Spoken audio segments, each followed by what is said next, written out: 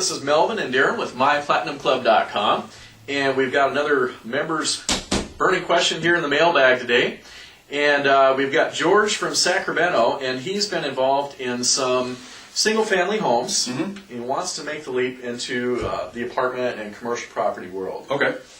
And he wants to know, his question is, what should he do first? What's the first thing that he should do, as a guy moving from single family over into the apartment and commercial world? That's a really good question. And, probably this can relate to even those folks that aren't. So I think that we can have this, Melvin, not only for those folks that maybe own some investment real estate now and want to take a leap into something bigger, let's just say. Okay. But I also think that you have the person or persons that maybe they don't own any commercial real estate or apartments now, and this would be their first jump into it. So I don't care if you already own investment real estate now, or if you don't. There's one thing you've got to decide right away, and oddly enough, it has nothing to do with apartments, commercial property, analysis, numbers, cash flow, financing. It has nothing to do with that. Okay. And so what it has to do with is what I call a little business planning.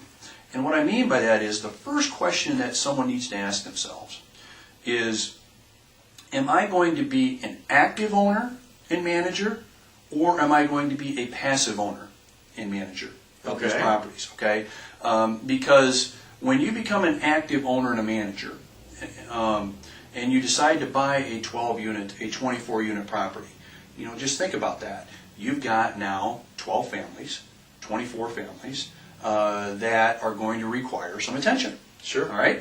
They're going to require not only attention on a day-to-day basis, and I call it babysitting, by the way, okay? And even, in some ways, it's like really babysitting, but they're going to require that. Or even when they're not there, you have to do the things in terms of repairs, maintenance, turnover, showing the property, leasing the property, etc. So what I'm sharing with you, everybody knows this isn't rocket science, but it's surprising how many people don't think about this before they buy. And kind of factor that into their lifestyle. Yeah, and so they want to invest, and once they've got the property, it's kind of like, well, okay, now I'm going to run it myself and manage it myself.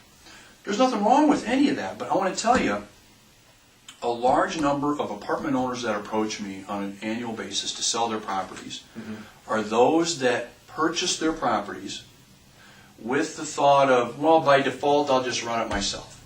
Okay. Sure. Then they start running their properties themselves. Okay.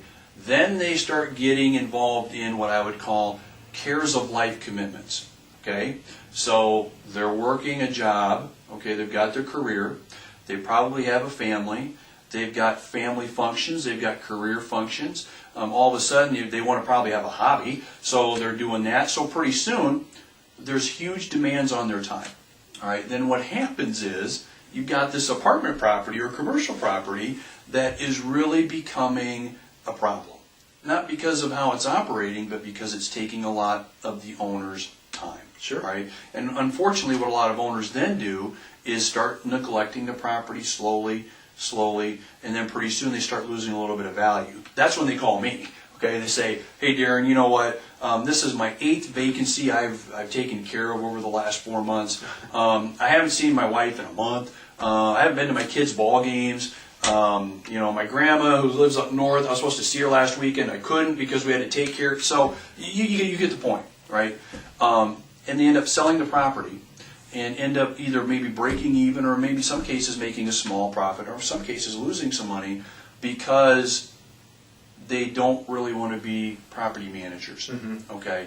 Well, if they would have thought that process through before they invested in the property, they could have avoided all that.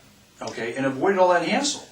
And so, I guess I'm not necessarily, Melvin, I'm not advocating managing it yourself or not. Okay, being a passive owner or not, because there's advantages to both. And in some places, in some of our courses and some of the things that we talk about, I actually recommend managing your property for a period of time, just so you know how it goes if you ever turn the management over to somebody else. Sure. But it's kind of a personal decision. Yeah. Is that what you're saying? Well, it's a decision, but you got to make the decision now. You don't make it a week before closing, and you don't make the decision casually, okay, without really taking the time and really saying to yourself, do I really, can I really spend the time necessary to make this asset as valuable as possible, okay?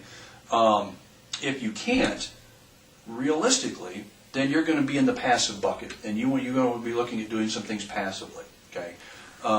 If you can, fine, no problem, but be prepared to be an asset manager, be prepared to be a babysitter, a part-time mechanic, a part-time repair maintenance guy, or gal, whatever the case is.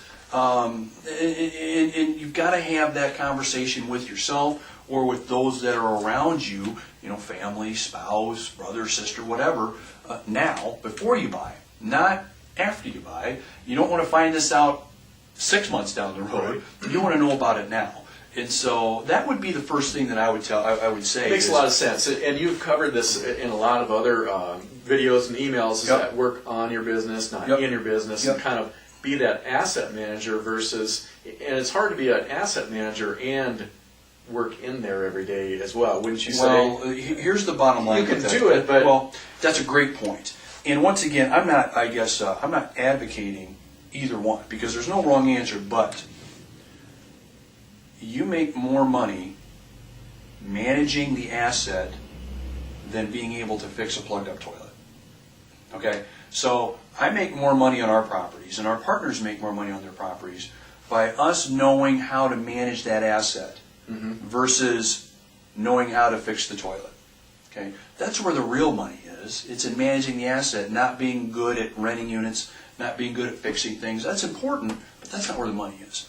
And so, once again, if you want to encompass all of that and do it all yourself, fine.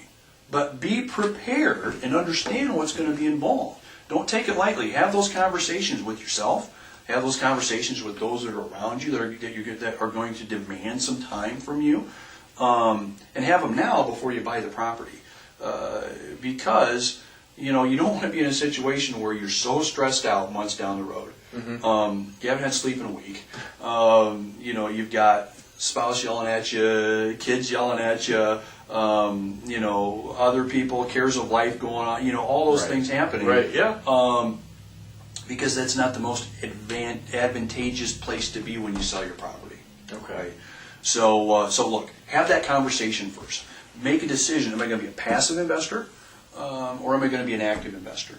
And then go ahead and move forward, but move forward with a plan for each of those, depending on what you're going to be. Move forward with a plan in place. Okay, don't just wing it. Move forward with a plan in place, but have that discussion first before you even think about buying a property. Okay, cool. Makes a lot of sense. Yeah. All right, well, thanks again for your question. And again, if you've got questions, post them up on the discussion board. And again, this is Melvin with MyPlatinumClub.com. We'll see you on the next video. See you later. See you guys.